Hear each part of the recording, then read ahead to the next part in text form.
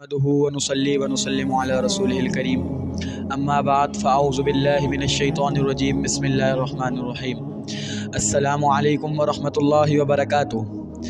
آج میں آپ حضرات کے سامنے توبہ کی اہمیت کے متعلق کچھ گفتگو کرنا چاہتا ہوں۔ توبہ ہر مسلمان مرد اور عورت پر واجب ہے۔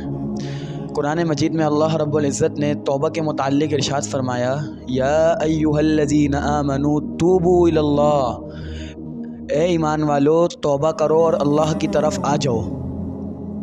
پھر سوال ہوتا ہے کہ توبہ کب کرنی چاہیے؟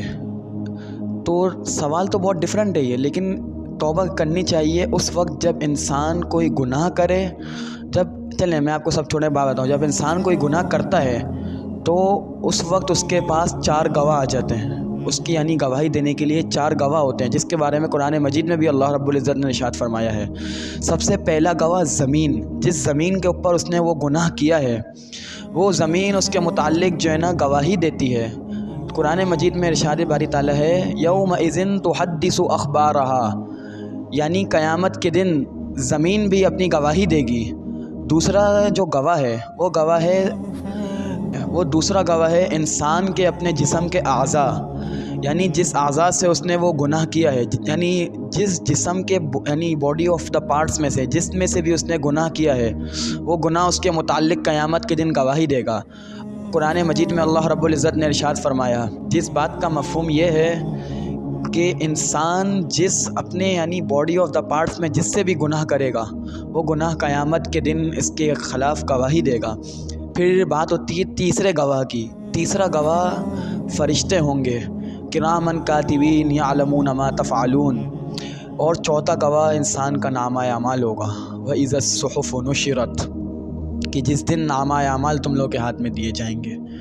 وہ نامہ اعمال جس کے لیے جن کے یعنی سیدھے ہاتھ میں دیا جائے گا وہ اللہ والے جنتی لوگ ہوں گے، اور جن کے الٹا ہاتھ میں دیا جائے گا وہ پھر دائیں ہاتھ والے لوگ ہیں۔ ان کا تو قرآن مجید میں بھی اللہ نے بہت جگہ ارشاد فرمایا، سورہ واقعہ میں بھی اللہ نے اتنی جگہ ان کا ارشاد فرمایا ہے۔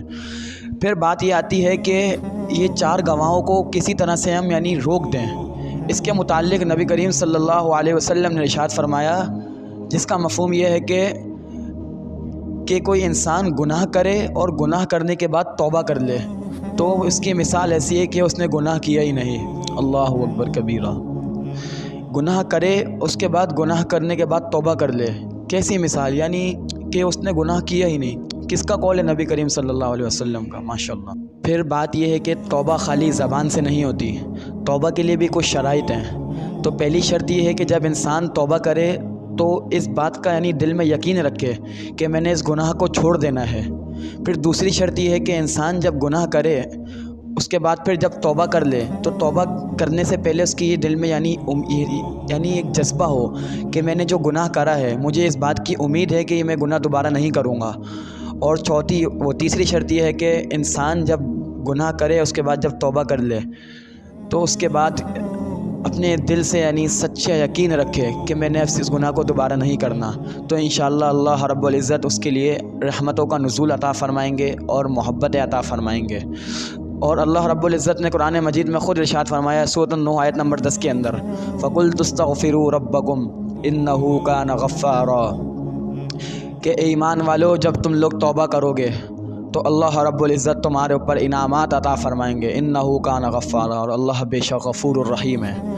ماشاءاللہ اللہ غفور الرحیم ہے، خود ارشاد فرما رہے ہیں۔ اس سے آگے کی جو باتیں ہیں، یرسل السماء علیکم مدرارا ویمددکم باموال وبنین ویجعل لکم جنات ویجعل لکم انہارا، یہ یرسل السماء سے لے کے انہار تک اللہ رب العزت نے صرف اپنے انعامات کے بارے میں بتایا کہ جنت میں ایسے ایسے انعامات ملیں گے ان کو، صرف شرط کیا ہے؟ توبہ کر لو، گناہ سے بچو اور توبہ کرو۔ بس اللہ رب العزت سے دعا ہے اللہ رب العزت ہمیں گناہ سے بچنے کی اور توبہ کرنے کی توفیق عطا فرمائے۔ آمین وآخر دعوانا الحمد للہ رب العالمین۔